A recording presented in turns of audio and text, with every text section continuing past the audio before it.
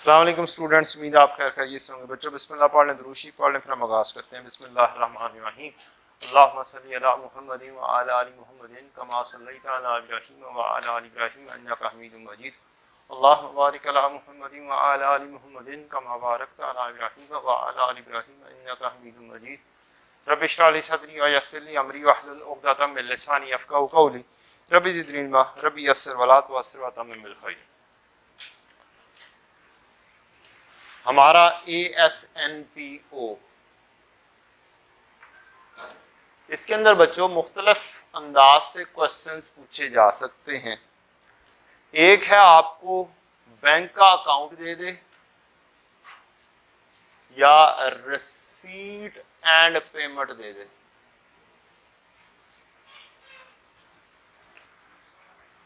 बेटा मार्कर लेकर आना, ब्लैक मार्कर की अशद जरूरत है। कोर्स तो खत्म हो लेने दे बेटा, फिर वीएन भी करवाएंगे इंशाल्लाह।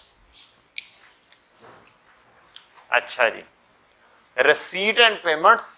उसके बाद क्या चीज आती है? एक आपको बीडी सीडी का कोई डाटा होगा। ब्लैक बेटा ब्लैक।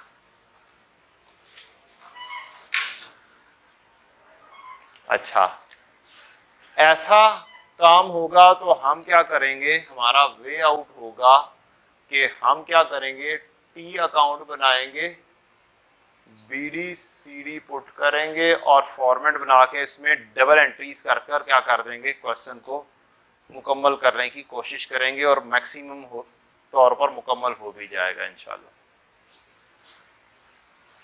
दूसरी तरह का question ITA, introduction to accounting के स्टाइल का, मींस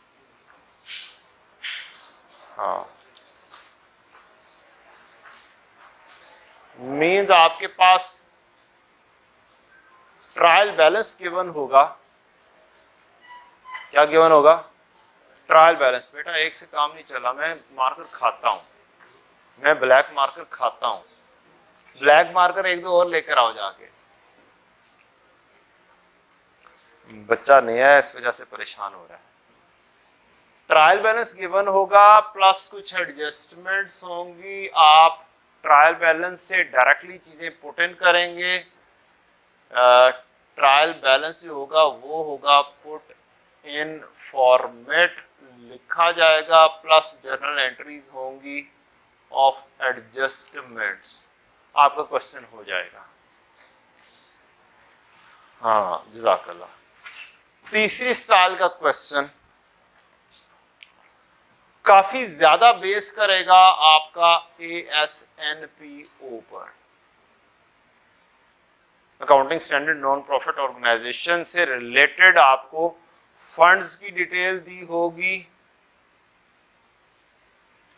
आपको restricted fund, unrestricted fund, deferred liability, इसके अंदर थोड़ा सा ज्यादा खिलाएगा। रेस्ट्रिक्टेड, अनरेस्ट्रिक्टेड, डेफर्ड लायबिलिटी, इस तरह की चीजों में ज्यादा खेलने का मौका देगा। चौथी स्टाइल का क्वेश्चन होगा आपके पास, जो हिस्ट्री में एक दफा आ चुका हुआ है, वो मिसिंग आइटम्स फाइंड करना होगा। क्या होगा जी? मिसिंग आइटम्स फाइंड करना। मीन्स हम टी अकाउंट ढेर सारे बनाएंगे, उनमें से एक्सट्रैक्ट करेंगे मुख्तलिफ किस्म की आइटम्स। कहीं पर कैश मिसिंग होगा, कहीं पर इनकम मिसिंग होगी, कहीं पे एक्सपेंस मिसिंग होगा, कहीं पे कुछ मिसिंग होगा, कहीं पे कुछ मिसिंग होगा। वो पूरे डाटे को एनालाइज करके टी अकाउंट बनाकर हम मिसिंग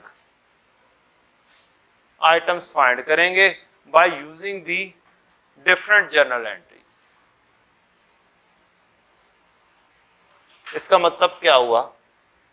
इसका मतलब ये हुआ कि आपके लिए जर्नल एंट्री के ऊपर फोकस करना बहुत जरूरी है।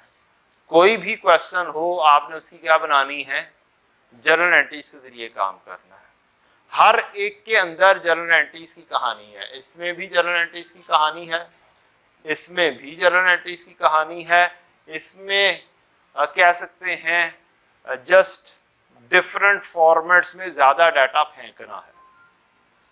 इसमें जर्नल एंट्रीज की कहानी थोड़ी सी कम है, इधर भी जर्नल एंट्रीज की कहानी।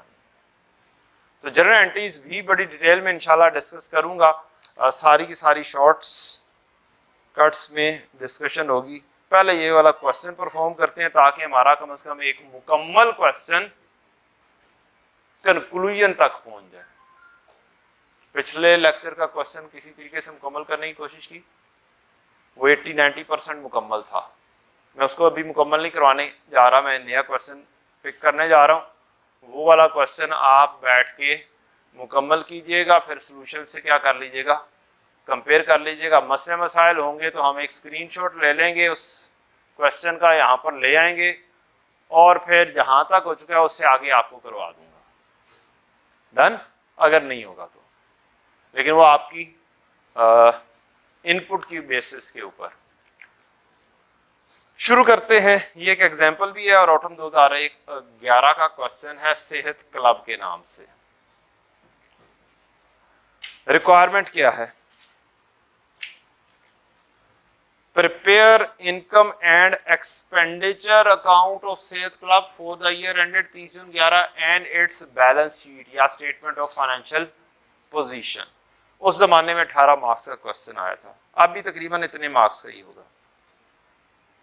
ये क्वेश्चन ज्यादातर आपको मिलेंगे कौन से, जो 15 मार्क्स प्लस के होंगे, ज्यादातर जो हिस्टोरिकली आ चुके हुए हैं। लेकिन अब यहाँ पर ASNPO से रिलेटेड आपको 10 मार्क्स का भी रिसेंट अटेम्प्ट्स में मिलेंगे, क्योंकि अब का ग्रेड पुराने ग्रेड से क्या है, मुख्तलिफ है। अब इसको 15 मार्क्स से ऊपर भी क्वेश्चन उठाया जा सकता है और 15 मार्क्स से नीचे 10 मार्क्स का, 8 मार्क्स का, 9 मार्क्स के ऊपर भी रखा जा सकता है। लेकिन जो भी होगा, हमें अच्छा नॉलेज होगा तो हम अच्छा सोल्यूशन कर सकते हैं। हमें अच्छा नॉलेज नहीं होगा तो हमारा अच्छा सोल्यूशन नहीं आएगा। ठीक? और practice makes a man perfect, वो वाला काम होना है। किसका? वुमेन। हाँ, practice makes a women perfect also.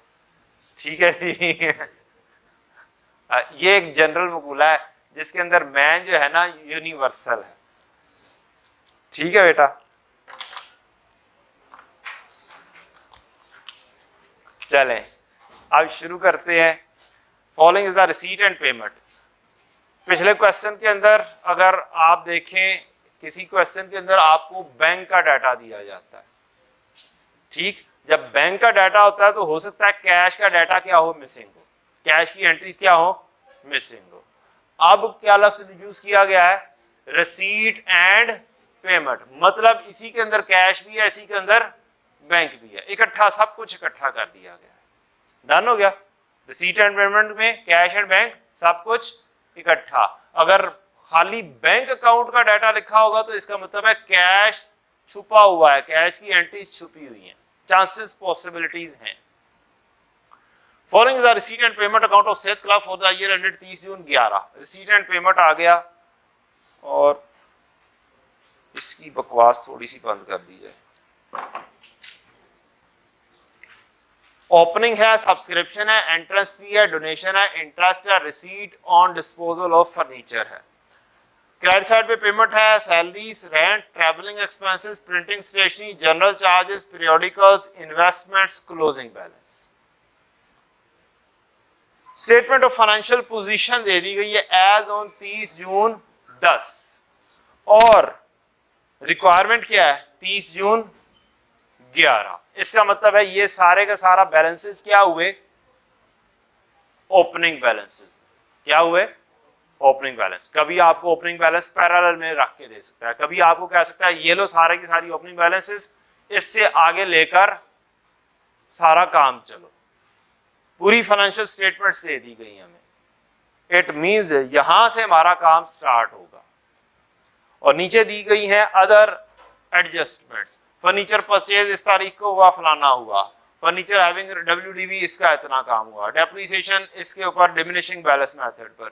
Sports equipment having fair value of this were received at year end as donation. Entrance fee related to year end फलाना फलाना. Following amounts are receivable outstanding as at 30 June 11. ये क्या चीजें दे दी गई हैं? Closing balances. ठीक, तो हमारा काम क्या है? हम सबसे पहले क्या करें? फॉर्मेट्स बनाएं. क्या करें? Formats. Left and right page के ऊपर, एक पेज के ऊपर क्या बन जाएगी? स्टेटमेंट ऑफ फाइनेंशियल पोजीशन, और दूसरे पेज के ऊपर इनकम एंड एक्सपेंडिचर. चलें जल्दी जल्दी फॉर्मेट आप भी बनाएं, साथ साथ काम करना है आज आपने.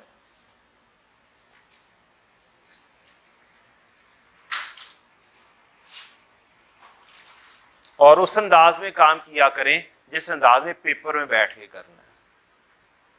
बिलीव मी, आपको पेपर में यह सोचने की जरूरत नहीं पड़ेगी अब मैं क्वेश्चन स्टार्ट करूं तो कैसे स्टार्ट करूं. और मैं अपने जमाने में ये वाला खाम खा में टाइम वेस्ट किया करता था कि क्वेश्चन स्टार्ट करना तो कैसे करना. और यही प्रॉब्लम आजकल के स्टूडेंट्स में भी है. काइंडली उसको क्या करें? अभी ओवरकम कर लें. अभी वक्त है. 500 रुपए का एक इजाफी रजिस्टर काफी है आपके लिए पास होने के लिए. एक इजाफी रजिस्टर, मसलन एक तो लगना ही है, एक इजाफी लगा लो, या दो लगने हैं, एक तीसरा इजाफी लगा लो. सिर्फ और सिर्फ उस अंदाज में काम कर लो जिस अंदाज में पेपर में कर. खुदारा शेखों से माजरत, शेखों से माजरत इन एडवांस. शेख ना बने. शेख से मुराद है, शेख बहुत अच्छी कौम है, लेकिन मशहूर किस वजह से है? कंजूसी के हिसाब से. तो जेन्युइनली वो कंजूस नहीं है, जेन्युइनली वो अक्लमंद है. ठीक, कि जरा हाथ होला रख के सही तरीके से चलती है. जहां पे खर्च करना हो वहां पे खर्च करती है, जहां पे ना करना हो वहां पे नहीं करती. बिजनेसमैन कौन है ज्यादा? तो आपने काइंडली एक इजाफी रजिस्टर लगा लेना है. बिजनेसमैन बने, एक इजाफी जो आपकी अटेम्प्ट है उससे बच जाए. एक इजाफी अटेम्प्ट पे कितना खर्चा हो जाएगा? कोई 4-5 हजार का तो कम से कम होगा ना. 6 महीने इजाफी जाया को छोड़ दो कि उसकी क्या कॉस्ट आएगी. उसकी तो मिलियंस में कॉस्ट है 6 महीने इजाफे की. किसमें है? मिलियंस में. एक 6 महीने की कॉस्ट आपकी मिलियंस में है. सोचे 50 साल बाद सैलरी को कंपाउंडिंग लगाएं उसे. चले आ जाए, शुरू करते हैं.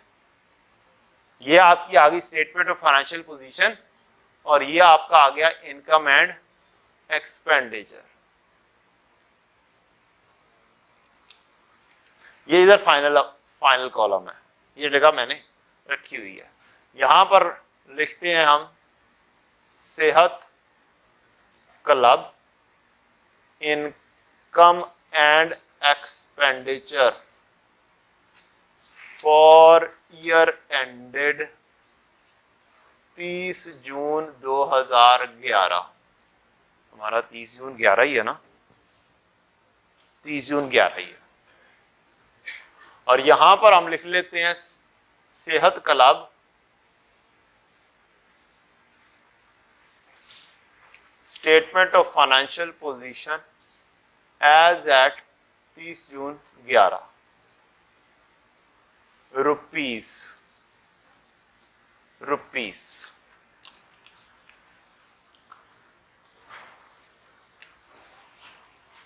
ले जी. रुपीस में काम कर दूं, रुपीस 1000 में कर दूं? बोलें जी. 1000 में कर लिया जाए. अच्छा, 1000 में करने के लिए क्या क्वेश्चन पेपर के ऊपर कुछ ना कुछ मेहनत कर सकते हैं? Let's do it. क्या आप गलती भी ना करें और काम भी हो जाए.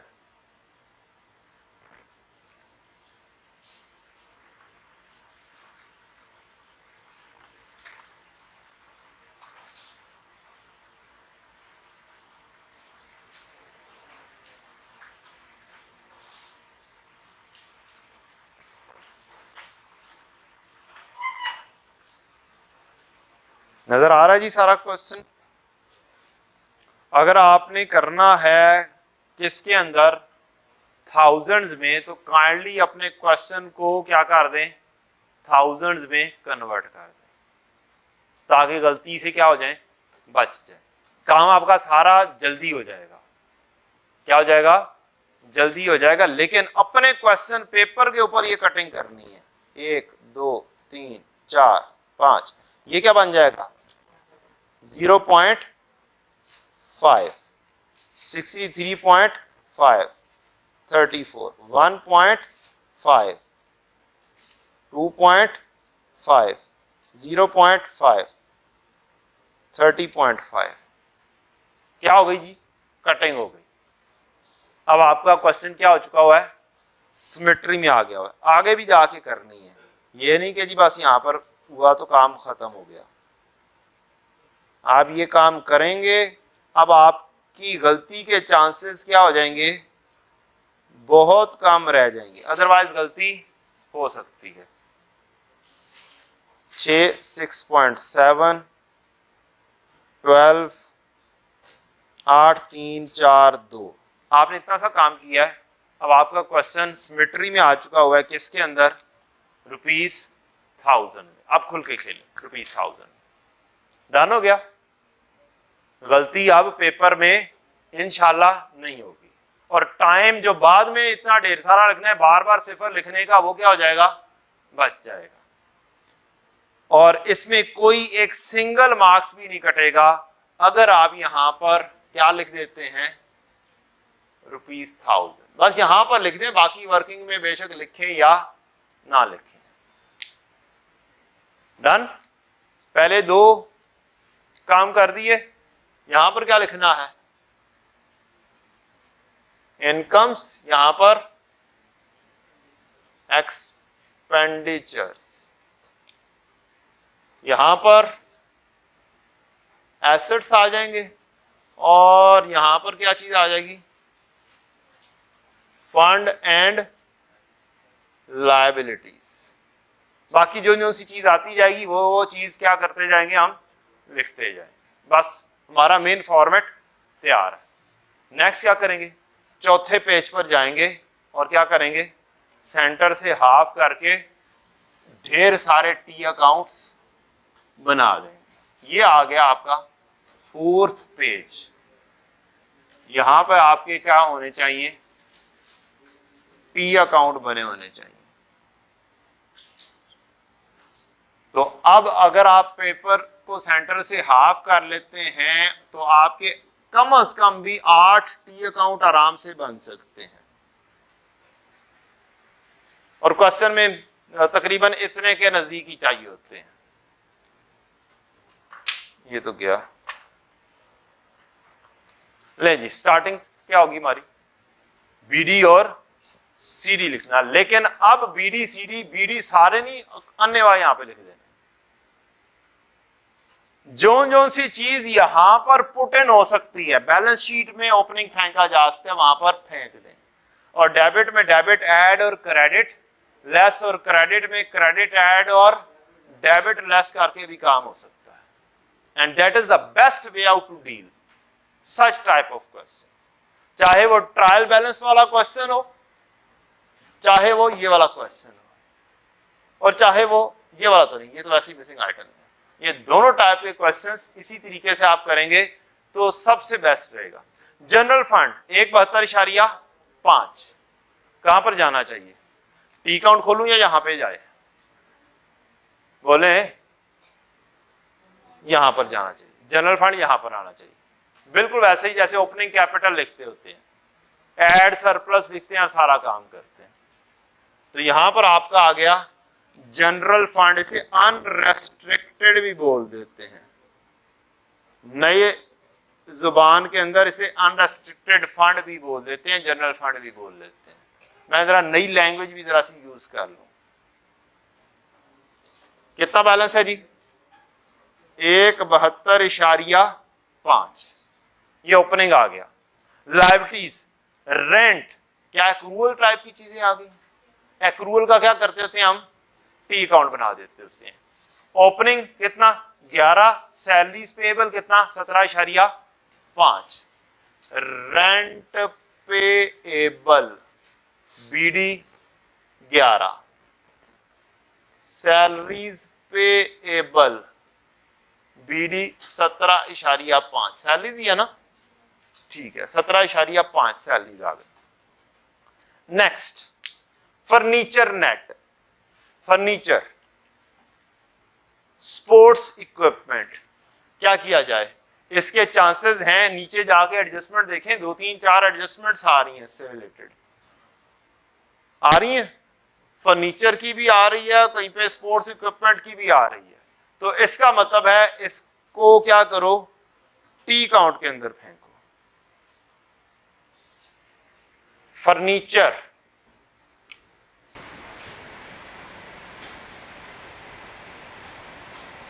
और दूसरी चीज क्या है, ऑफिस इक्विपमेंट। क्या दोनों नेट दिए हुए हैं? ये नेट का मतलब क्या है? Book value. एसेट अकाउंट अपनी बुक वैल्यू पर मौजूद है और उसकी वैल्यू है 40 और 20। फर्नीचर 40 और ये 20। नेक्स्ट इन्वेस्टमेंट्स, ये कहां पे ले जानी चाहिए? फेस के ऊपर ले जानी चाहिए, टी काउंट बनाने की जरूरत नहीं है। इनमें बहुत ज्यादा मूवमेंट नहीं होती, कोई नई इन्वेस्टमेंट आ सकती है, वो डेबिट में डेबिट ऐड की जा सकती। डन हो गया? तो इन्वेस्टमेंट्स नॉन करंट भी हो सकती है और करंट भी हो सकती हैं। कुछ नहीं बताया हुआ चुप करके फिलहाल इसे सेंटर में कहीं पे लिख देते हैं। यहां पर दिल करेगा करंट ऊपर एसेट लिख देंगे, दिल करेगा करंट एसेट नीचे लिख देंगे, कोई इंफॉर्मेशन के बेसिस के ऊपर। कितनी ओपनिंग दिया हुआ बेटा? 100, फेस के ऊपर लिख देंगे। नेक्स्ट सब्सक्रिप्शन रिसीवेबल, सब्सक्रिप्शन का क्या किया जाता है? अकाउंट बनाया जाता है। क्या किया जाता है? अकाउंट बनाया जाता है, और मेन अकाउंट होता है इनकम एंड एक्सपेंडिचर में। सब्सक्रिप्शन रिसीवेबल, बीडी कितना आ रहा है जी? 15 का, 15 का हमने ये लिख दिया। इंटरेस्ट रिसीवेबल 11, इसका भी अकाउंट बना दें, ये एक्रूअल और प्रीपेमेंट से रिलेटेड है। इंटरेस्ट, इंटरेस्ट रिसीवेबल, बीडी कितना? 11। और फिर क्या चीज दी हुई है जी? बैंक बैलेंस, इसका क्या किया जाए? ओपनिंग आ रहा है, क्या आ रहा है?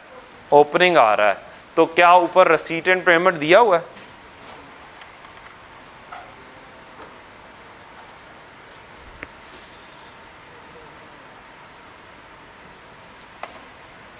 मैच हो गया? ओपनिंग लिखा गया? ना भी होता तो भी उसने यहां पर ही जम हुआ होना था। 15 या 15 से ज्यादा होता तो हम कंसिडर कर सकते थे कि बैंक का बैलेंस जो है वो किस में शामिल है? इधर शामिल। वैसे ओपनिंग बैलेंस में अगर इससे ज्यादा होता तो कैश भी होता वहां पर, तो कैश और बैंक दोनों का ओपनिंग क्या आ जाना था? यहां पर आ जाना था। डन हो गया? तो ये आपका ओपनिंग बैलेंस आ गया, इसका कुछ भी नहीं करना। क्या आपका ओपनिंग बैलेंसेस लिखे गए हैं? और बोलें जी ओपनिंग बैलेंसेस लिखे गए हैं।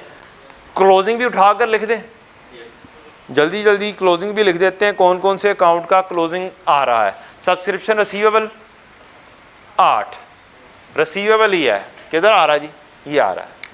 इसका मतलब है इसका सीडी कितना है? 8। एंट्रेंस फी रिसीवेबल कोई नहीं आ रहा, पहले से ओपनिंग तो कोई नहीं ना था, अब बोले नहीं था, अब आ रहा है। क्या पेपर के अंदर आप ये वाला काम कर सकते हैं कि मैंने इसको टिक कर दिया, इसको एनसर्कल कर देता हूं?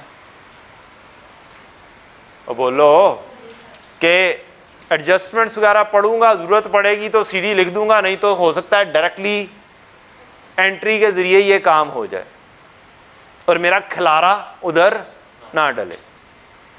डन? सैलरीज आउटस्टैंडिंग क्या ऑलरेडी है उधर?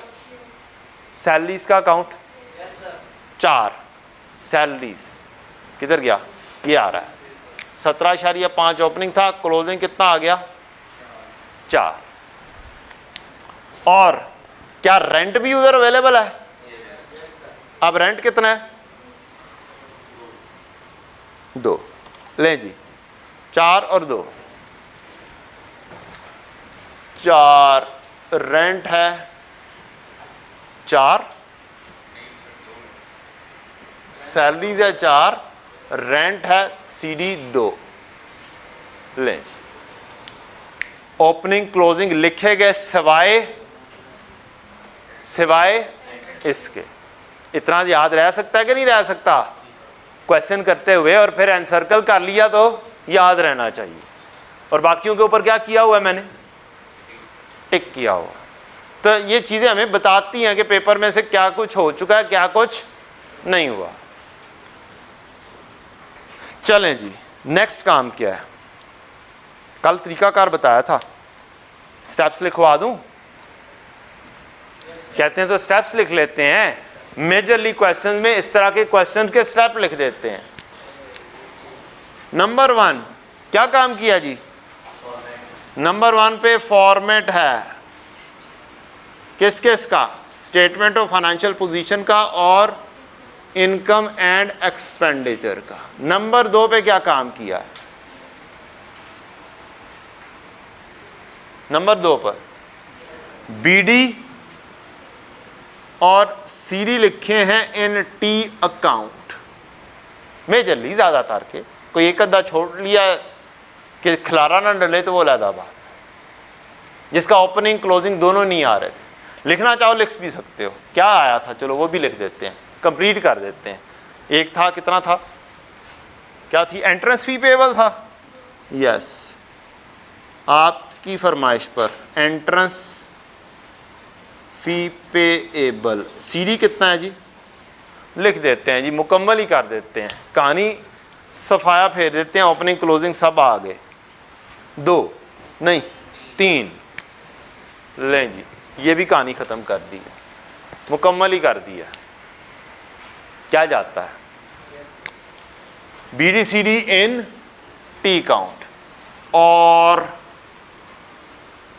BD इन किसके अंदर? Statement of financial position directly, या T अकाउंट में लिखा जाएगा या फिर BD लिखा जाएगा स्टेटमेंट ऑफ फाइनेंशियल पोजीशन में डायरेक्टली, कुछ कुछ का। तीसरे नंबर पर क्या काम करना है आपको? रिसीट एंड पेमेंट आ रही हो या बैंक का अकाउंट आ रहा हो, इससे डबल एंट्री पास करनी है। क्या करनी है?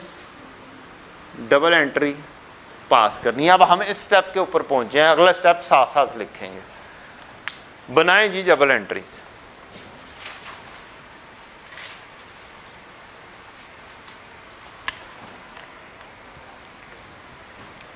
ओपनिंग बैलेंस की कोई एंट्री, सब्सक्रिप्शन की एंट्री, क्या हुआ है? कैश या बैंक क्या हो रहा है? डेबिट। और ये क्या हो रहा है? ये क्या चीज है? Subscription receivable.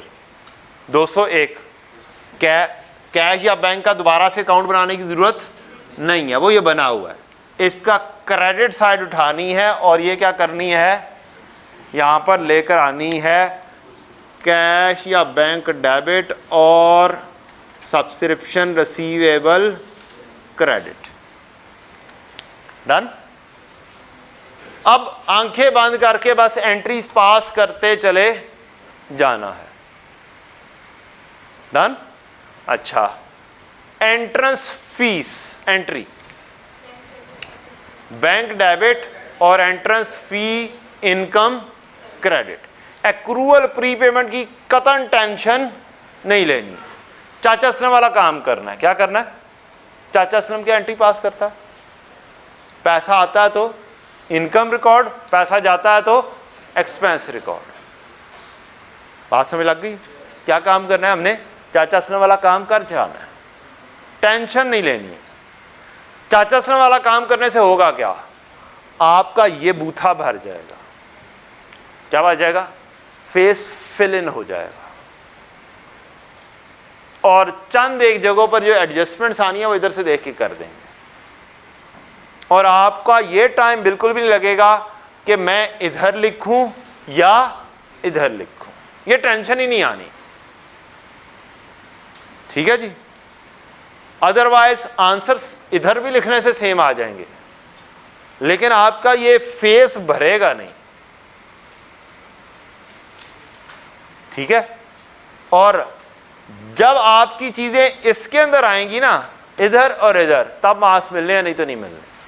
खाली ये भर जाने का मतलब क्या है, बस वर्किंग्स की हैं, इधर कुछ नहीं आया। इधर चाहे यहां पर लिखा हुआ है इनर साइड पर, मार्क्स मिलने हैं। डन। एंट्री फिर क्या हो जाएगी, कैश डेबिट और एंट्रेंस फी इनकम क्रेडिट। हाँ, सब्सक्रिप्शन का तो एक स्पेशल अकाउंट है, वो तो उधर ही जाना है। तो आप सबसे टॉप पर यहां पर लिख भी सकते हैं सब्सक्रिप्शन इनकम। उसने तो आना ही आना है ना, उसने तो आना ही आना है, उधर से आ जाएगी। एंट्रेंस फी कितनी आई है जी, 63। Cash debit entrance fee income credit. Credit में क्रेडिट ऐड होता है प्यार, अब सीडी है ना। चलें, भाई ने कहा वो भी तो पड़ा हुआ है ना, एंट्री बनाओ। क्या बनेगी, ये क्रेडिट करना पड़ेगा।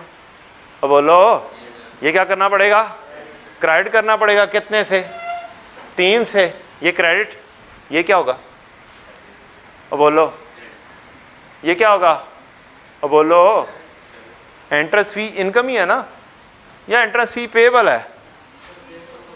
एक मिनट, एंट्रेंस फी रिसीवेबल है। सीडी गलत लिखा हुआ है, सीडी गलत लिखा है हमने, इसका सीडी इधर नहीं फाल करना। एंट्रेंस फी रिसीवेबल है, इसका सीडी आया ये। अब एंट्री बनाओ, ए डेबिट ते ए क्रेडिट में क्रेडिट क्या होता है, बोलो। कहानी क्या हो गई, खत्म। ऐसे कहानियां खत्म होंगी। कैसे होंगी, ऐसे कहानियां क्या हो जाएंगी, खत्म हो जाएंगी। मैं ये वाली एंट्री डायरेक्टली भी बना सकता था, जो मैंने छोड़ी थी। फिर मैंने एंट्री बनानी थी, रिसीवेबल है, रिसीवेबल डेबिट और इनकम क्रेडिट। जुबान नहीं, यहाँ पे रिसीवेबल लिख देना था, यहाँ पे इनकम में ऐड कर देना था। ठीक, लेकिन आपके कहने पे वो सीडी लिख दिया। अब एंट्री बनाई, रिसीवेबल डेबिट और इनकम क्रेडिट। एंट्री पड़ी हुई है ना, एक्रूअल की एंट्री। एक्रूअल मिस हो गया, चाचा असलम ने एंट्री लिखना भूल गए। चाचा असलम क्या, उन्होंने क्या एंट्री लिखी, कैश डेबिट और इनकम क्रेडिट। और एक रिसीवेबल था जो नहीं लिखा था, वो आपने लिख दिया, रिसीवेबल डेबिट और इनकम क्रेडिट। क्रेडिट में क्रेडिट ऐड होता है, और इधर क्या आ रहा है, डेबिट। कहानी खलास। इस तरीके से डील हो जाएगा। आगे चलें जी, कहाँ पर थे हम, अभी तो हमने रिसीट एंड पेमेंट करना शुरू किया ना। देन डोनेशन, डोनेशन की एंट्री, बैंक डेबिट और donation income credit. Bank debit donation credit. अब डेबिट साइड का लिंक सबसे ज्यादा कहां पर से है, इनकम से। सबसे ज्यादा लिंक कहां से है, इनकम से। आपकी ये जगह भरती चली जाएगी। Donation 38, donation 38। Next, interest income 16।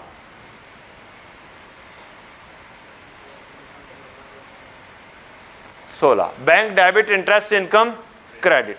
Receipt on disposal of furniture. ये क्या चीज आ गई, डिस्पोजल आ गई। ये कहां पर लिख देते होते हैं, या तो जर्नल एंट्री के अंदर जाके लिख दो, जर्नल एंट्री बना के डिस्पोजल की, या फिर क्या करो, डिस्पोजल का अकाउंट बनाकर उसमें लिख दो। क्या किया जाए, डिस्पोजल का अकाउंट बनाकर उसमें लिख देते हैं। अब आपको अगर कुछ मजीद की ज़रूरत पड़े तो काइंडली डिस्पोजल फर्नीचर का बैंक डेबिट डिस्पोजल क्रेडिट, यहां पर लिखा जाता होता है बैंक डेबिट डिस्पोजल क्रेडिट कितना आया 0.5। लें जनाब, कहानी ये भी गई। नेक्स्ट, क्या डेबिट साइड मुकम्मल हो गई है बैंक की? अब क्या मुकम्मल करना है? क्रेडिट साइड का लिंक सबसे ज्यादा किससे है? एक्सपेंस। अब जब ये लिखेंगे तो ये वाली भी क्या हो जाएगी, जगह फिल इन हो जाएगी। डन। और डबल एंट्रीज के साथ काम करना है काइंडली। किसके साथ करना है? डबल एंट्री का कोई अल्टरनेटिव नहीं है। आप आंखें बंद करके रट्टा लगा के भी ये कर सकते हैं जनाब, ये इस साइड की जो चीज़ें होंगी कहाँ पे लिखनी है? एक्सपेंसेस में लिखनी है। लेकिन ये तरीकाकार बिल्कुल भी ठीक नहीं है। Entries, bank credit, expense debit, salaries, rent, travelling, printing stationery, general charges, periodicals, यहाँ तक क्या चीज़ें चल रही हैं? एक्सपेंसेस चल रहे हैं। अब इन सब की एंट्रीज क्या है? एक्सपेंस, डेबिट और बैंक क्रेडिट। चलें जल्दी जल्दी, अब हमने एंट्री देख ली है, अब हम जल्दी जल्दी लिख सकते हैं। सैलरीज 63.5। बेटा कैमरामैन यहां से लेके वो एंड तक नजर आ रहा है या नहीं आ रहा? मैं नजर आऊं या ना आऊं, ये जगह नजर आनी चाहिए और ये वाली साइड नजर आनी चाहिए, ये जगह। ठीक है जी, मैं तरतीब से लिखने लगा हूं। सैलरीज के बाद रेंट लिखवाते जाओ भाई, 34। नेक्स्ट, ट्रैवलिंग कितना है? 1.5। देन प्रिंटिंग एंड स्टेशनरी कितना? 1। Next, general expenses 2.5। Next, periodicals. ये पीरियोडिकल्स क्या होते हैं? By the way, what is the periodicals? रिसाले, मैगजीन्स वगैरह, वो जो कहीं पे भी जाएं तो पड़े होते हैं टेबल के ऊपर, किसी भी ऑफिस में जाएं तो टेबल पे पड़े होते हैं। ऐसे ही है? नहीं पता, असी मौका किसी ऑफिस गए नहीं, इतने जड़े आने हैं तो बाहर कोई पिया नहीं होता हैं, अखबार वगैरह पढ़े ही होते हैं। चले अखबार, पीरियोडिकल्स, वो भी उनको भी बोला जा सकता है। पीरियोडिकल्स 0.5। अदरवाइज ना पता चल रहा हो तो खर्चे की वैल्यू से पता चल जाता है ये खर्चा है या कोई एसेट है। बात समझ लगी है? क्या हो सकती है एंट्री? या एसेट डेबिट कैश क्रेडिट हो सकता है, ऐसे ही है, या लायबिलिटी डेबिट कैश क्रेडिट हो सकता है, या फिर क्या हो सकता है? एक्सपेंस डेबिट और कोई लायबिलिटी तो ऐसी आ नहीं रही। एसेट और एक्सपेंस की खेल है। क्या 500 रुपया एक्सपेंस होगा या एसेट होगा? एक्सपेंस होगा। ठीक है, कोई अकल भी क्या चीज, किसी चीज का नाम है, किसी चिड़िया का नाम है, ऐसे बोलते हैं। अच्छा, इन्वेस्टमेंट्स क्या आ गई जी? क्या एंट्री होगी? इन्वेस्टमेंट डेबिट और बैंक या कैश क्रेडिट। क्या इन्वेस्टमेंट पहले से भी मौजूद है? और डेबिट में डेबिट क्या होता है? ऐड होता है। तो यहां पर क्या चीज आ जाएगी? +200। डेबिट में डेबिट ऐड और बैंक क्रेडिट। देन क्या चीज आएगी है जी? Closing balance 30.5। ये कहां पे चला जाना चाहिए? एसेट्स में बैंक, यहां पर करंट एसेट बैंक में चला जाना चाहिए 30.5। हम सारा काम क्या कर रहे हैं? इधर आउटर में जा ही नहीं रहे हैं। कहां पर कर रहे हैं? इनर साइड पे कर रहे हैं। डन। कोई एक भी चीज हम यहां पर नहीं लेकर जा रहे हैं, हालांकि हमें पता भी है कि ये चीज कंक्लूडिंग होगी, फिर भी क्या कर रहे हैं? यहां पे लिख रहे हैं। क्यों? पूछे क्यों? इसलिए क्यों अंकल, क्यों आखिर क्यों हैं आप? उसकी रीजन ये है कि हम यहां पर सारा कुछ इकट्ठा करेंगे। मसलन करंट एसेट्स 4 किस्म के आए, हम थोड़े से मार्क्स लूज करेंगे। मींस करंट एसेट का टोटल होना चाहिए। क्या होना चाहिए? करंट एसेट का टोटल होना चाहिए। तो हम यहां पर करंट एसेट का टोटल के लिए ऐसे एन सर्कल बनाएंगे और टोटल लिख देंगे। बस इतना टाइम कंक्लूड करने का नहीं है हमारे पास। रीजन, हमें सारे क्वेश्चंस करने। हाँ, किसी की स्पीड बहुत अच्छी है, कोई बहुत शार्प स्टूडेंट है, वो पहले से करना चाहता है कर ले, मुझे कोई एतराज नहीं। लेकिन वो स्टूडेंट जिनकी लिखाई कोई मेरे जैसी है, जो स्पीड जरा सी उनकी क्या है, कम है, और उन्हें मुश्किल पेश आती है पूरा पेपर करने में, तो इन पैटी चीजों के कोई मार्क्स नहीं है। अब अगर यहां पर सारी चीजें आ रही होंगी, एक सिमेट्री में काम होगा। लेकिन अगर एक चीज कंक्लूजन में जा रही होगी और एक चीज कंक्लूजन में नहीं गई होगी, तो एक सिमेट्री में काम नहीं होगा। This is the reason. Done? ये है पेपर का स्टाइल, जैसे आपको अपना टाइम सेव करना चाहिए। चलें आगे बढ़ें। कितने स्टेप्स हो गए? 3 स्टेप्स क्या मुकम्मल हो गए? क्या आपने डबल एंट्रीज कर दी रिसीट एंड पेमेंट से? अब अगला काम है एडजस्टमेंट से देख के डबल एंट्री करना। क्या करना? एडजस्टमेंट्स को देखकर डबल एंट्री पास करना। C adjustments and pass double entry.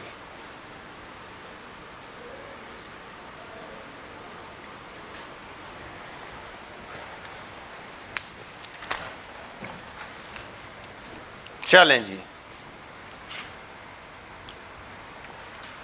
ये बताएं आसान काम पहले करना चाहिए मुश्किल? एडजस्टमेंट ढूंढ के बताएं आसान कौन सी है। करनी सारी है इंशाल्लाह, लेकिन आसान के क्या करो, पहले मार्क्स अचीव करो, मुश्किल को क्या करो, लिंगर हो। मुश्किल रह भी जाती है तो क्या है, खैर है। आसान रह जाए उसकी खैर नहीं, क्योंकि मार्क्स तो आसान के भी मिलने हैं। डेप्रिसिएशन सबसे आसान है, और मैं तो पहले दिन से बोलता हूं, जब बिल्कुल स्टार्ट करवाया था, डेप्रिसिएशन क्या किया करो, एंड पर किया करो, सबसे ज़्यादा टाइम कंज्यूमिंग है। यार तो मैंने सबसे पहले नंबर पे यह डेप्रिसिएशन बोल दिया है। भाई को आसान लगती है लेकिन टाइम कंज्यूमिंग तो है ना। दोनों चीज़ें देखनी है। टाइम के हिसाब से पेपर करना है हमने, या किसी और अंदाज से करना है? और बोलो, टाइम के हिसाब से करना है ना, मार्क्स गेन करने हैं। टाइम खत्म तो इसका मतलब है अगले क्वेश्चन पर शिफ्टिंग। ज्यादा टाइम इजाफी नहीं दे सकते, कोई 2, 4, 5 मिनट आप इजाफी दे लें तो अलग बात है। यह नहीं किया जा सकता कि 20 मार्क्स का 25 मिनट का क्वेश्चन है और 25 मिनट के ऊपर आप 40 मिनट लगा दें। That's not possible. 25 मिनट वाला क्वेश्चन आप 30 मिनट 35 मिनट तक अगर ओवर चले भी जाते हैं तो खैर किसी दूसरे क्वेश्चन में आप जल्दी कर जाएंगे। लेकिन यह काम नहीं किया जा सकता 25 मिनट वाला क्वेश्चन को आप 45 मिनट पर ले जाएं। That's not possible to do the whole paper. अगर आप ऐसा काम करेंगे पूरा पेपर नहीं होना। एक क्वेश्चन से मार्क्स लूज करके दूसरे क्वेश्चन के मार्क्स लेने हैं। मैं जीनियस बंदों को नहीं कह रहा, जीनियस बंदे पूरा करें। ये वो हैं जिनको कहते हैं पंजाबी च मार मार के पास होंगे ने, ये उनके लिए है। जीनियस बंदे पूरा करें, नो टेंशन। उनकी राइटिंग स्पीड भी फास्ट है, वो लिखते भी फास्ट हैं, सोचते भी फास्ट हैं।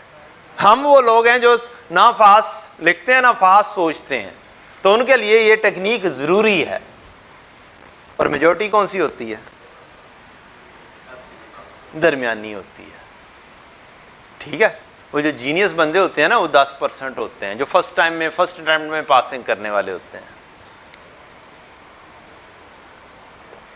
हमने उन जीनियस के साथ क्या करना है, कंपटीशन करना है, और हमने भी फर्स्ट अटेम्प्ट में पास होना है। ठीक, उसके लिए ये पेपर की टेक्निक्स इस्तेमाल करना होंगी, नहीं तो पेपर ना मुकम्मल होना है ना पास होना है। एग्जामिनर कहता है एक क्वेश्चन रह गया, उनकी फेलियर की परसेंटेज क्या है, 80 से 90% है एक क्वेश्चन छोड़ने की। आपने 15 मार्क्स का छोड़ा नहीं और आपने अपने लिए एक परवाना भी नहीं छोड़ा। मैं ये नहीं कह रहा कि 85 मार्क्स में से पेपर पास नहीं हो सकता, 70 में से भी पास हो सकता है, लेकिन 70 का ठीक हुआ हो तो ठीक। 70 में से पास करने के लिए परसेंटेज बताएं कितनी चाहिए? 50 तो मार्क्स चाहिए ना बेटा, परसेंटेज क्या चाहिए? हर क्वेश्चन में क्या परसेंटेज चाहिए? 50 तकसीम 70 करें और 50 तकसीम 95 करें, मार्क्स 50 ही चाहिए, चाहे 70 में से लो चाहे 95 में से लो। और हमारी मेजॉरिटी स्टूडेंट्स जो 42, 45, 47 पर फेल होती है, वो सारे के सारे तकरीबन ऐसे होते हैं जिन्होंने एक क्वेश्चन 10 मार्क्स का 15 मार्क्स का छोड़ा होता है। सोच लें, आप लोगों में से कोई सीनियर से पूछ लें, शायद आप लोगों में से कोई ना ही बैठा हो जो एक दफ़ा भी रहा हो, शायद बैठा भी हो, उससे पूछ लें। मैं ही नहीं कहता भाई ए फलाना जड़ा है ए दूजी अटैम्प्ट दे रहा है, ठीक है जी। चलें आसान एडजस्टमेंट ढूंढ के बता दें यार, कौन सी है जी? Fourth. Sports equipment having fair value of 12 were received at year end as donation. Entry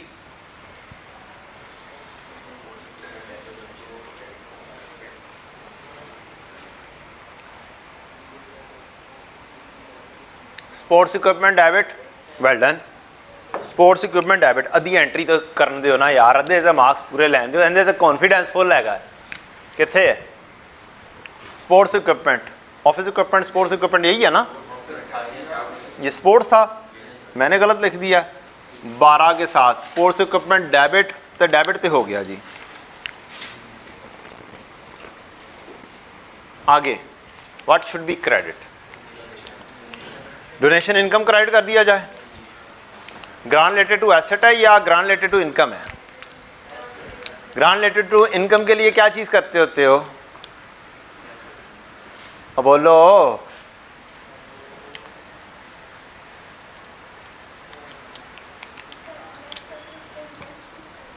जी।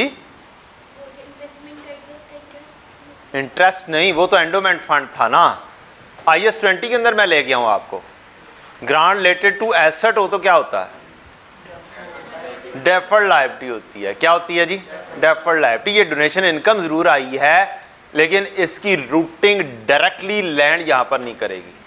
किसी जमाने में यहीं पे करती थी, किसी जमाने में यहीं पे करती थी। अब ASNPO भी लगाना है और IAS 20 भी लगाना है, दोनों चीजें लगानी है। गो के गवर्नमेंट ग्रांट नहीं है, गवर्नमेंट ग्रांट नहीं है, लेकिन ये है रिलेटेड टू एसेट। क्या है ये? डोनेशन मिली है, रिलेटेड टू एसेट है। और रिलेटेड स्पेसिफिक टू क्या दे दिया गया है? एक स्पोर्ट्स इक्विपमेंट ही उठाकर दे दिया गया है। क्या दे दिया गया है? स्पोर्ट्स इक्विपमेंट उठाकर दे दिया गया, तो उसको फेयर वैल्यू के ऊपर रिकॉर्ड करना है। एक तो ये चीज हो गई। अब इसकी प्लेसमेंट या तो आप यहां पर कर देंगे या कहां पर करेंगे? दूसरी ऑप्शन कहां पे है?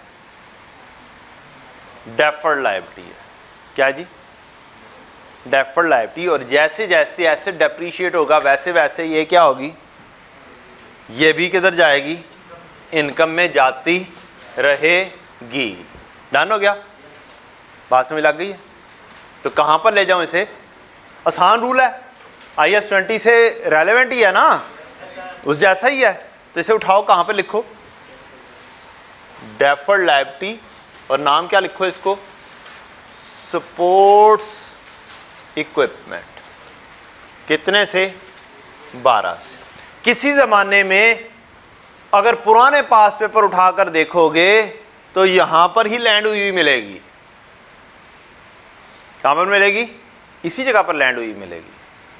लेकिन अब आपने क्या करना है? जहन में बस वो IAS 20 के रूल रखने हैं, क्योंकि ASNPO के रूल्स और IAS 20 के रूल्स मैच करते हैं। क्या करते हैं? मैच करते हैं। डन? पढ़ लेते हैं, स्टैंडर्ड से पढ़ लेना ज़्यादा बेहतर है। क्योंकि वसीम अकरम भी तो शायद गलत कह रहा हो ना, कह सकता है कि नहीं कह सकता, गलत कह सकता है, उसका दिमाग भी ऐसा हो सकता है।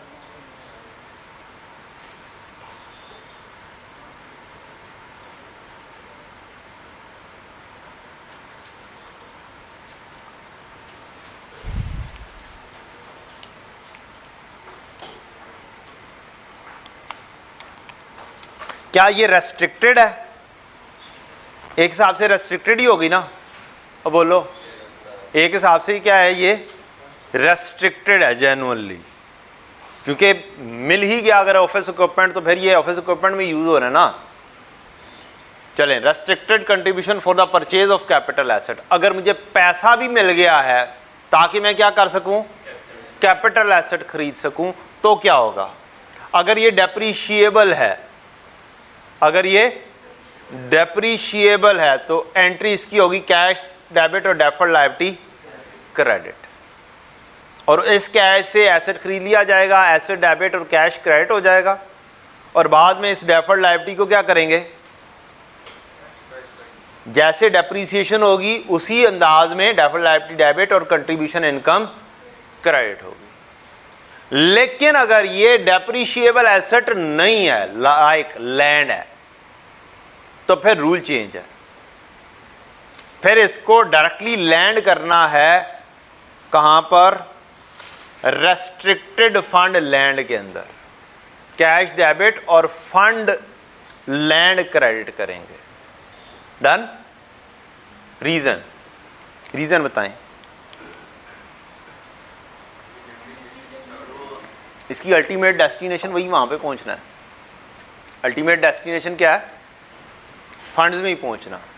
एक है यहां पर आया, यहां से आहिस्ता आहिस्ता करके कहां पर जाएगा, यहां पर, यहां से क्या बनेगा, सरप्लस,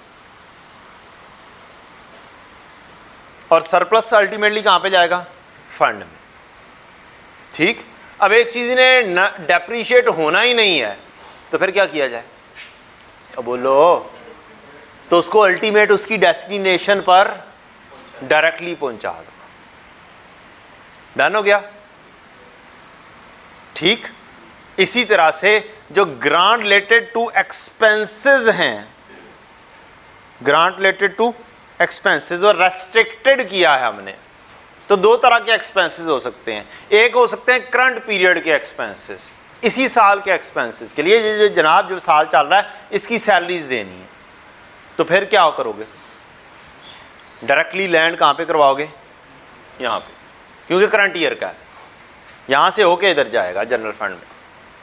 और अगर हुआ 4 साल पर मुहित एक्सपेंस कि जनाब अगले 3 साल की सैलरीज के लिए आपको ये क्या दी जा रही है, डोनेशन दी जा रही है, अब grant related to salary expense हो गया जी, और हैं कितने सालों के लिए, 3 या 4 सालों के लिए, तो फिर उसकी लैंडिंग कहाँ पे होगी, यहाँ पे होगी, यहाँ से 4 सालों पर मुहित होके क्या होगी, इधर आती जाएगी। डन? आसान है। क्या वही वाले रूल बनते हैं जो हमारे किसके हैं, IAS 20 के, तो लिहाजा परेशानी वाली बात निश्ता, सारे रूल्स वही हैं। और ये आपकी आ गई इन सारे रूल्स की समरी नीचे, यार बड़ा लंबा चौड़ा काम किया है। ये हमारा होता है ASNPO में डेफर्ड मेथड लगता है, क्या लगता है, डेफर्ड मेथड लगता है। कंट्रीब्यूशन रिलेटेड टू एक्सपेंस हो, करंट ईयर की हो, तो क्या करो, इसको क्या कर दो, इनकम में ले जाओ। कंट्रीब्यूशन रिलेटेड टू एक्सपेंस हो, फ्यूचर पीरियड की हो, तो क्या करो, इसे इनकम में लेके जाओ ओवर द पीरियड्स, मींस पहले डेफर्ड लायबिलिटी में लेकर आओ, फिर ओवर द पीरियड इनकम में लेकर जाओ। ग्रांट रिलेटेड टू एसेट हो, डेप्रीशिएबल हो, इसको क्या करना है, ओवर द पीरियड्स, मतलब क्या, डेफर्ड लायबिलिटी में लेकर जाओ, ओवर द पीरियड इसे क्या करते रहो, इनकम बनाते। बस यहां पर IAS 20 का नेट ऑफ मेथड नहीं लगेगा, क्या नहीं लगेगा, नेट ऑफ नहीं लगाना, बस उसका जो इनकम वाला मेथड है ना, डेफर्ड लायबिलिटी और इनकम बनाने वाला, सेपरेटली ट्रीटमेंट करने वाला, वो वाला लगना है। Grant contribution related to asset हो, नॉन डेप्रिशिएबल हो, क्या करना है इसे, do not make it as income, add it in the fund. ये स्टेटमेंट ऑफ नेट एसेट के जरिए रूट होकर जाएगी। जाना अगर हम सिर्फ ये दो चीज़ें बना रहे हैं तो डायरेक्टली लैंड कर देंगे यहाँ पे फंड के अंदर। और क्या चीज़ है, contribution related to payment of debts बाद में पढ़ते हैं, उसके भी सेम रूल्स हैं, पहले क्वेश्चन मुकम्मल करवा लेने देते हैं। तो क्या इन सारी चीज़ों के मुताबिक क्या मैंने एंट्री सही बना दी है? बोलें जी। स्पोर्ट्स इक्विपमेंट डेप्रीशिएबल एसेट है, डेप्रीशिएबल एसेट है तो क्या करो, इसे ओवर द पीरियड लेकर जाओगे, इनकम में लेके जाओगे, जैसे डेप्रीशिएशन होती रहेगी वैसे ही इनकम बनती रहेगी। डन हो गया जी, कहानी क्या हो गई, ख़त्म। नेक्स्ट चलो जी, नेक्स्ट नेक्स्ट नेक्स्ट, हम कहाँ पे थे, यहाँ पर थे। आपने एडजस्टमेंट नंबर कौन सी करवाई है मुझे, 4। लें जनाब, आपने एडजस्टमेंट नंबर 4 करवाई है, और ये एडजस्टमेंट नंबर 4 मैं आपकी आसानी के लिए लिख देता हूँ कि यहाँ पे एडजस्टमेंट नंबर क्या हुई है, 4 हुई है। स्पोर्ट्स इक्विपमेंट डेबिट और डेफर्ड लायबिलिटी क्रेडिट, ये आई कब थी, at year end, at year end means इस साल में कुछ भी नहीं होना, बस ये एंट्री होनी है। ये आप लिख सकते हैं 30 जून 11 को एंट्री हुई है, स्पोर्ट्स इक्विपमेंट डेबिट और डेफर्ड लायबिलिटी क्रेडिट। जी अगली एडजस्टमेंट बोलें जल्दी जल्दी। 4 नंबर एडजस्टमेंट जूं ही हो जाए पेपर में क्या करना चाहिए आपको, ऐसे मेरा तरीकाकार ये था, मैं एडजस्टमेंट को काट देता था उसके नंबर को। डन। इससे क्या होता है, बस ये पता चलता रहता है हुन करनी केड़ी। क्या 5वीं आसान नहीं है, बोलो। Entrance fee related two year ended 30 June 11 only, मतलब क्या इसका, ये जो एंट्रेंस फी आई थी ये वाली, ये सिर्फ किससे रिलेट करती है, करंट से रिलेट करती है। मींस करंट ईयर का ही ये रिसीवेबल है, और ये भी क्या है, करंट ईयर की है। इसका कोई ताल्लुक फ्यूचर से कोई नहीं है, कोई इसके अंदर और चीज़ नहीं छुपी हुई। क्या ये एंट्री ऑटोमेटिकली पहले से ही हो चुकी हुई है, ये तो जस्ट एक इन्फॉर्मेशन हो गई, हमने पहले से इसको कर दिया हुआ है। कितनी एडजस्टमेंट्स हो गई, 2। ये वाली एडजस्टमेंट तो पहले से ही कर चुके हुए हैं हम, ये तो पहले से ही कर चुके हुए हैं। अब बताएं पहली, दूसरी और तीसरी में सबसे आसान कौन सी है? मेरा ख्याल है तीसरी सबसे आसान है, उसमें इंफॉर्मेशन ही है। Depreciation is charge on diminishing balance basis on at 20% on furniture and 15% on sports equipment. अब इसका तरीकाकार ये होता है, कम एडजस्टमेंट किस में है, स्पोर्ट्स इक्विपमेंट में या फर्नीचर में। ये देखना आप, फर्नीचर परचेज हुआ है और फर्नीचर डिस्पोज ऑफ हो रहा है, इसका मतलब है फर्नीचर में काम ज़्यादा है और किस में काम कम है, स्पोर्ट्स इक्विपमेंट में। तो एडजस्टमेंट आसान कौन सी हुई, स्पोर्ट्स इक्विपमेंट की। तो स्पोर्ट्स इक्विपमेंट में कोई चेंज ऐसा नहीं है सिवाय उस एक ईयर एंड की एंट्री के। इसका मतलब क्या हुआ, डेप्रीसिएशन कितना चार्ज करनी हुई, 15%। क्या अब डायरेक्टली डेप्रीसिएशन चार्ज हो सकती है इस वैल्यू के ऊपर, बोलें जी। इस वैल्यू के ऊपर अगर मैं डेप्रीसिएशन बना दूं 20 × 15%, 3 की यही होगी।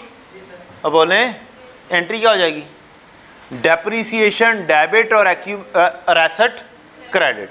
तो यहां पर ला के मुझे क्या लिखना चाहिए, डेप्रीसिएशन स्पोर्ट्स इक्विपमेंट 3, और मेरा ये कंक्लूजन हो गई, ये वाली कहानी इस एसेट की कंक्लूजन हो गई। सीडी कितना हो गया, 32 - 3 29, और मैं यहाँ पर आऊँगा एसेट्स में लिखूँगा, एक है मेरे पास फर्नीचर और दूसरा है स्पोर्ट्स इक्विपमेंट 29। ये यहां पर आ चुका हुआ है। अब मेरे पास सिर्फ कंक्लूजन करने वाला क्या चीज रह गई है? Furniture. If you have short of time, क्या इस वक्त करना चाहिए? इस वक्त स्टेप क्या करना चाहिए? छोड़ देना चाहिए हैं? अज्यूम कर लेना चाहिए। क्या अज्यूम करना चाहिए? कुछ भी अज्यूम कर लें। बहुत अच्छे जी, कुछ भी अज्यूम कर लें, ਤੁਹਾਡੀ ਮਿਹਰਬਾਨੀ। और पुत्र जी ਜਿਹੜੇ सीडी ਹੈਗੇ ਨੇ ना, खिंच के ਇੱਥੇ ਇਹਨੂੰ भी भर ਦਿਓ। की कर दो? इसको भी भर दें। मैंने अभी डेप्रिसिएशन चार्ज, मैं अब आपको क्या बताने लगा हूं कि डेप्रिसिएशन चार्ज नहीं की, और मैंने क्या किया? मैंने क्वेश्चन को क्या करना है? मार्क्स अचीव करने हैं। क्या करने हैं? मार्क्स मैंने अचीव करने हैं। कैसे अचीव होंगे? मैंने अभी एक एडजस्टमेंट छोड़ी हुई है, मैं मुकम्मल करवाता हूँ, लेकिन मुझे काइंडली क्या सिखाने दें? एग्जामिनेशन टेक्निक्स सिखाने दें। फर्नीचर का सीडी रहता है भी, इसका एडिशन डिस्पोजल वगैरह भी रहती हैं। डन? क्या रेंट पेबल रहता है? क्या ये क्लोज हो गया हुआ है? कितने क्लोज हुआ है? अभी क्लोज नहीं हुआ। मैं जल्दी जल्दी क्या करूंगा? इन सारे हेड्स को क्या कर दूंगा? क्लोज कर दूंगा। ये ज़्यादा आसान है या वो वाली एडजस्टमेंट ज़्यादा आसान है? और बोलो, ये वाली एडजस्टमेंट ज़्यादा जल्दी होने वाली है, ये वाले जल्दी होने वाले हैं? ये वाले जल्दी होने वाले हैं। इनको क्या कर दो? क्लोज करो, और इनके सीडी भी उठाकर क्या करो? यहाँ पे लिखो। रेंट पेबल क्या हो रहा है? डेबिट। ये क्या हो रहा है? कितने से? 9 से ये डेबिट होगा, तो एक्सपेंस क्या होगा? और बोलें खब्बा डेबिट तो सजा क्रेडिट, एस डेबिट हो गया है, तो एक ही होएगा, क्रेडिट होगा। अगर ये क्रेडिट होगा तो डेबिट में क्रेडिट क्या होता है? और बोलो एंट्री बन सकती है आराम से। ये प्लस या माइनस सोच सकते हो क्या होना है? और सोच सकते हो क्या? नहीं सोच सकते हो? और पक्की बात है, मुश्किल तो नहीं है। क्या ये दो क्लोज रेंट पेबल यहां पर लिख दिया जाए? दो का। सैलरीज पेबल यहां पर 4 का लिख देते हैं। ये मार्क्स अचीव करने वाली चीजें। जल्दी जल्दी कितना करूं जी? 13.5 कैंट्री हो जाएगी। सैलरीज पेबल डेबिट और एक्सपेंस क्रेडिट -13.5। डन हो गया बेटा? और यही वाली एंट्री सीखी थी चाचा असलम के वक्त, तकरीबन यही थी। अब मैं नेट एंट्री बनाना सिखा रहा हूं। मैं ये नहीं कर रहा कि ये पूरे का पूरा 17.5 उठाओ और इधर लेके जाओ, फिर 4 की एक और एंट्री लेकर आओ। चुप करके एक एंट्री बनानी है, दोनों का डिफरेंस लेना है। उसको क्या करना है? अगर ये क्रेडिट साइड पे आ रहा होगा तो ये डेबिट होगा, अगर ये डेबिट साइड पे आ रहा होगा तो ये क्रेडिट होगा। बस कहानी खत्म। एक्रूअल एंड प्री पेमेंट का बस इस हद तक ही काम है और आराम से हो जाता है। सब्सक्रिप्शन क्या इनकम लिखी जा सकती है? अब बोलो कितनी बनेगी? 201 जमा 8, बाकी कितने रह गए? 194। सब्सक्रिप्शन रिसीवेबल डेबिट और सब्सक्रिप्शन इनकम क्रेडिट 194, ये भी आ गई। और इसका सीडी 8 सब्सक्रिप्शन रिसीवेबल कितना आ गया जी? 8। ये भी गया, ये भी गया। फर्नीचर हमने छोड़ा हुआ है। स्पोर्ट्स इक्विपमेंट 29 की हमने लिख दिया है। डेप्रीसिएशन की एंट्री हमने यहां पर पास कर दी है।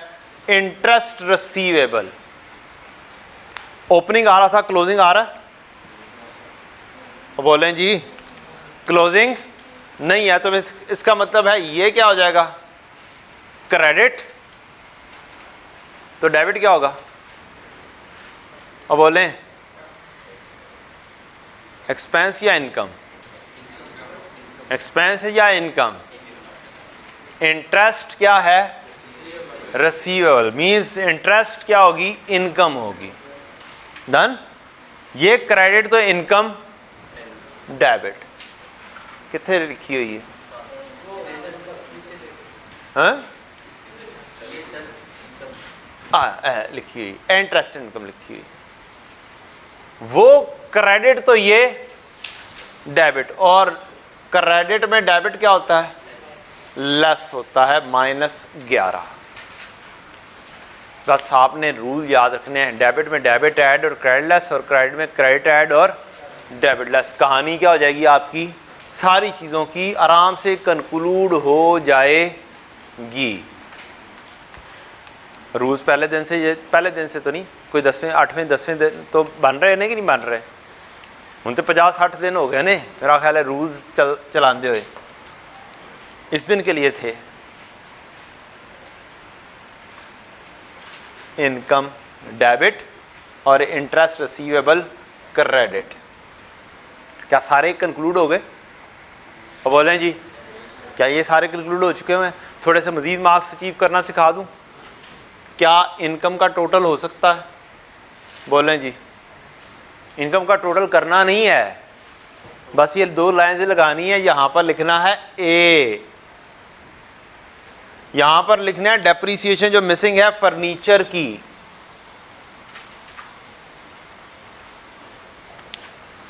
यहां पर बस एक लाइन लिखनी है और लिखना है एक्सपेंसेस, और इसको लिखना है बी। सरप्लस के सामने लिखना है C = A - B, और ये C सरप्लस जाना कहां पर है? यहां पर ऐड सरप्लस कहां से आएगा जी? C से। कहां से आएगा? C से। अब आप तकरीबन सारे मार्क्स अचीव कर चुके होंगे सिवाय एक एडजस्टमेंट के। टोटलिंग मैंने एक भी नहीं की, टोटलिंग मैंने एक भी नहीं की। आप इवन ये डेप्रीसिएशन ये चार्ज कर लेते हैं, उसके बाद भी ये स्टेप कर सकते हैं, और टोटलिंग के ऊपर टाइम ना लगाएं। क्या करें? जस्ट BD CD सारे मुकम्मल यहां पर लेकर आएं। एक्सपेंसेस और इनकम के लिए जगह छोड़ें कि ये इनकम है या इनकम का टोटल, यहाँ पर लिख दें टोटल इनकम, यहाँ पे लिख दें टोटल एक्सपेंसेस, और चुप करके क्या करें? उधर ले जाएं। मज़ीद सही करना है इसको, सरप्लस उब्लीक दूसरा लफ्ज़ क्या यूज़ होता है बेटा? डेफिसिट। डेफिसिट क्या होती है? ब्रैकेट में आती है, और यहाँ पर भी लिख दें सरप्लस उब्लीक डेफिसिट, और यहाँ पर C से ये चीज़ आ जाएगी, और कहानी क्या हो जाएगी? क्लोज हो जाएगी। आप अपने तकरीबन, अगर ये 18 मार्क्स का क्वेश्चन है तो उसमें से 17 मार्क्स अचीव कर चुके होंगे, या 16.5 मार्क्स अचीव कर चुके होंगे, और वो 1 या 1.5 मार्क्स लेने में जो है ना, हमारा कोई 5-7 मिनट मजीद लग जाने हैं। ठीक, और 5-7 मिनट में दूसरी साइड पर 5-7 मिनट का क्वेश्चन, 5-7 मार्क्स का क्वेश्चन हो सकता है। तो लिहाजा क्या करना है? पेपर करने के अंदाज में घर में बैठ के ये वाले काम करो। ये करने के बाद डेफिनेटली टोटल लगाओ, चेक करो कि क्या तुम्हारा टोटल मैच हुआ है या नहीं हुआ, लेकिन इस तरीके से काम करने के बाद करो, और फिर चेक करो मजीद कितना टाइम लगता है तुम्हें जस्ट क्या करने में? टोटलिंग करने में, कैलकुलेटर यूज करने में। आ जाएं जी। मैंने एग्जामिनेशन टेक्निक की कहानी एक दफ़ा डिस्कस करनी थी। क्या करनी थी? ये एक दफ़ा डिस्कस करनी थी। बार बार ये डिस्कस करना ज़रा सा क्या है? मुश्किल काम है। डन? तो इसे पल्ले बांध लें, ऐसे ही काम किया करें। आ जाओ जनाब, अब आखिरी एडजस्टमेंट की तरफ चलते हैं, फर्नीचर के ऊपर। Any question on it? कोई क्वेश्चन आप लोगों का इन चीज़ों के अंदर? Furniture purchased on 1 July 2009, costing 4, was disposed of on 1st January 11 at a scrap value of 0.5। कितने वाली चीज कितने में जा रही है? यहां पर गेन लॉस भी आना है, अभी वो भी मिसिंग है। डिस्पोजल की क्या बुक वैल्यू आएगी यहां पर? अब बोलो, बुक वैल्यू आएगी। और आपको रिड्यूसिंग बैलेंस मेथड में एक फॉर्मेट सिखाया हुआ है, वो क्या था डिस्पोजल का? रिड्यूसिंग बैलेंस मेथड में आपको सिखाया था कि एक वर्किंग बना दिया करें, ओपनिंग WDV डेप्रीसिएशन और WDV at time of disposal सिखाया था। कहा था कि ये वाला पेट फॉर्मेट पल्ले बांध लें, वही वाला फॉर्मेट आ गया। यहाँ पर आप ओपनिंग WDV निकाल दें जो आनी चाहिए। 4 का मैंने ख़रीदा था, 1 माइनस 0.2 मेरा रेट है, ठीक ऐसे ही है। कौन से साल पे स्टार्टिंग पे आना है? 30 जून 10 तक पहुँचना है मुझे। क्या पहुँचना है? 30 जून 10 तक पहुँचना है, ऐसे ही है। पिछले साल के क्लोजिंग तक, पिछले साल के क्लोजिंग तक पहुँचना है ना। मैंने ख़रीदा कब था? 1 जुलाई 2009 को। इसका मतलब है पूरा 1 साल। 1 माइनस 0.2 3.2, 3.2 के ऊपर 0.2 इंटू 6/12 डेप्रीसिएशन आधे साल की, जुलाई से लेके दिसंबर तक। 1 जनवरी को क्या हो रहा है? 1 जनवरी 10 को हो रहा है ना डिस्पोज ऑफ, ऐसे ही है ना? या 1 जनवरी 11 को? सब 1 जनवरी 11 को। 31 दिसंबर 10 तक जाना है मुझे। क्या आंसर आया भाई? 2.16। WDV 2.16, ये 0.2432, तो फिर 2.16 कैसे आएगा? 2.88। लें जनाब, बुक्स में यहां पर एंट्री बनाएंगे WDV 2.88। 2.88 वाली चीज 0.5 में चली गई। डिस्पोजल डेबिट और फर्नीचर क्रेडिट 2.88। फर्नीचर गेन आया, लॉस आया? लॉस आ गया। कितना? 2.38 का लॉस। लॉस ऑन डिस्पोजल यहां पर आ जाएगा। अब अगर आपने ये चीज़ें लिख भी ली हुई हैं तो कोई टेंशन नहीं है। यहाँ पर आप क्या लिख देंगे? Loss on disposal 2.38।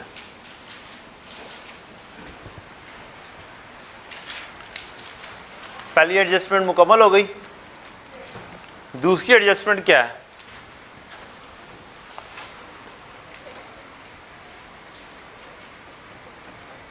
ऑन 1 जुलाई 10, साल के पहले दिन, साल के पहले दिन, furniture having WDV of 6, opening WDV हो गई, तो बोले वाज ट्रेडेड इन का मतलब एक्सचेंज हो गया with new furniture having fair value of 6.7। क्या ओल्ड एसेट की फेयर वैल्यू दी हुई है?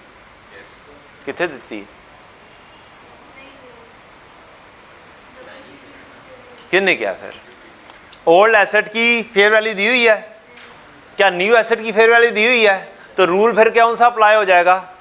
एक्सचेंज के रूल याद है ना, कोई 4-5 रूल। सर जी वो तो असी वैसे ही भूल गए। कितों एडजस्टमेंट लाइए आते ने जनाब। वो सारे रूल्स इन जगहों पे क्या करेगा? फिट इन करके आपको टेस्ट करेगा। ये एक बहुत अच्छा सा एरिया है। या करेक्शन ऑफ एरर, या करेक्शन ऑफ एरर, या वो IS 16 का नोट या IS 16 का क्वेश्चन। ये 3 प्लेसेस ऐसी हैं जहां पर वो आराम से आपके सारे डेप्रिसिएशन के रूल्स पूरी की पूरी IAS 16 फिट इन कर सकता है। जब ओल्ड एसेट की फेयर वैल्यू ना हो तो न्यू एसेट की फेयर वैल्यू ली जाती है, और अगर दोनों ना हो तो फिर WDV के ऊपर जाया जाता है। बेस ओल्ड एसेट की फेयर वैल्यू नहीं गिवन, नए की गिवन है, इसका मतलब एसेट न्यू कितने का आया 6.7 का। और कैश पे किया या नहीं किया, कोई कैश लिया या नहीं लिया, कोई कैश ना पे किया ना लिया, तो फिर एंट्री फिर क्या बन जाएगी, asset new debit 6.7, asset old credit 6 और 0.7 का गेन, 0.7 का गेन। ले जी, यहां पर आ जाएंगे, फिर आप लिखेंगे डिस्पोजल बुक वैल्यू 6, डिस्पोजल के जरिए ही आई न्यू 6.7 साल के पहले दिन, और आपका जो गेन आएगा 0.7 का, ये आपका यहां पर लिखा जाएगा गेन ऑन डिस्पोजल। आपके 2-3 मार्क्स भी जाते हों, यहां पर टाइम ज़्यादा कंज्यूम है और आप मार्क्स लूज भी कर सकते हैं मुश्किल एडजस्टमेंट में, और खुदारा मुश्किल एडजस्टमेंट पहले ना उठाया करें जिसमें टाइम कंज्यूम होता हो। आनी चाहिए, इसका ये मतलब नहीं है अभी नहीं करनी, अभी सारी करनी है। जनाब क्या पेंडिंग रह गई, डेप्रिसिएशन। क्या यहां पर ओपनिंग में से ये वाली चीज निकाल कर और ये वाली चीज भी निकाल कर डेप्रिसिएशन होगी? ओपनिंग WDV ऑफ डिस्पोजल निकाल दोगे ना, तो बाकी वो बच जाएंगे जो 12 के 12 महीने हमारे पास मौजूद रहे हैं। तो अब ये लिखना जरूरी नहीं है opening asset excluding disposals, directly apply करो 40 माइनस 6 माइनस 3.2, इसके ऊपर लगेगा 0.2। ये होगी आपकी ओपनिंग एसेट एक्सक्लूडिंग डिस्पोजल्स।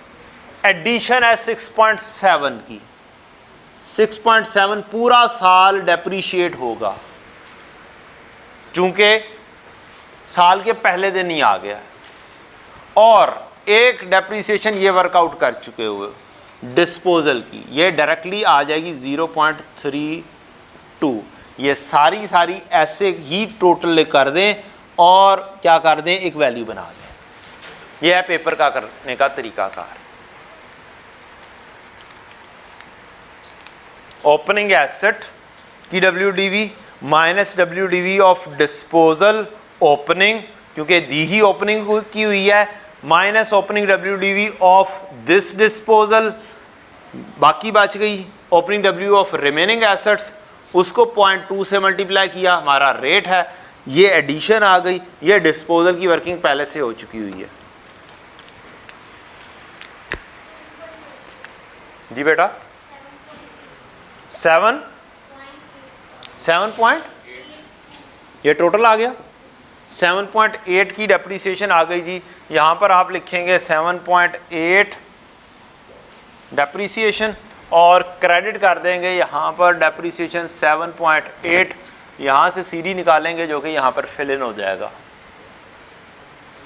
और यहाँ पर भी टाइम नहीं है तो यहाँ पर लिखें P और यहाँ पर लिखें P और कहानी ख़त्म, और आगे अगले क्वेश्चन पे मूव कर जाएं। लगी समझ? होमवर्क क्या होना चाहिए आप लोगों के लिए?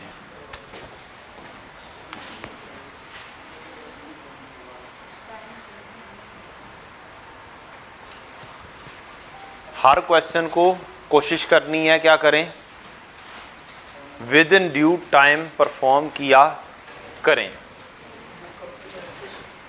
पता करता हूं आज। मुझे खुद उसका बड़ा इंतज़ार है।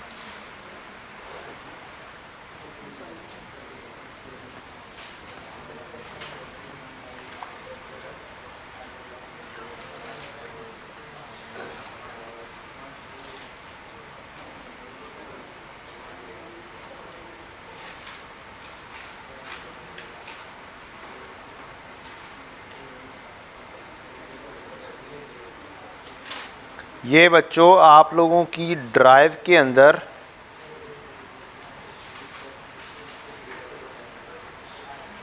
जा रहा है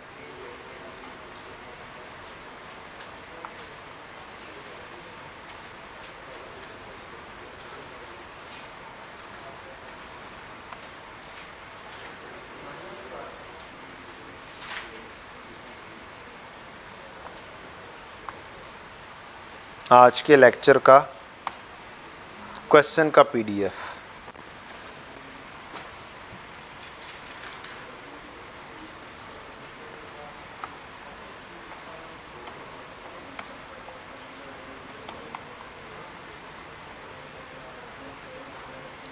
और होमवर्क में जा रहा है आपके पास एक जो क्वेश्चन आपने कल पेंडिंग छोड़ा था उसका पीडीएफ भी साथ ही हो जाएगा, और एक और होमवर्क ले लें, golf club canteen trade payable, yes,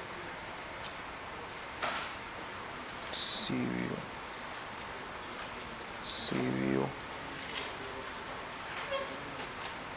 violin family.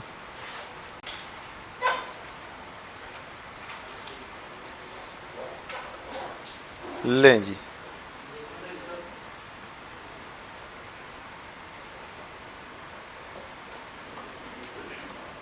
Homework के क्वेश्चंस और क्लास वर्क का क्वेश्चन, ये सारा का सारा पीडीएफ जा चुका है।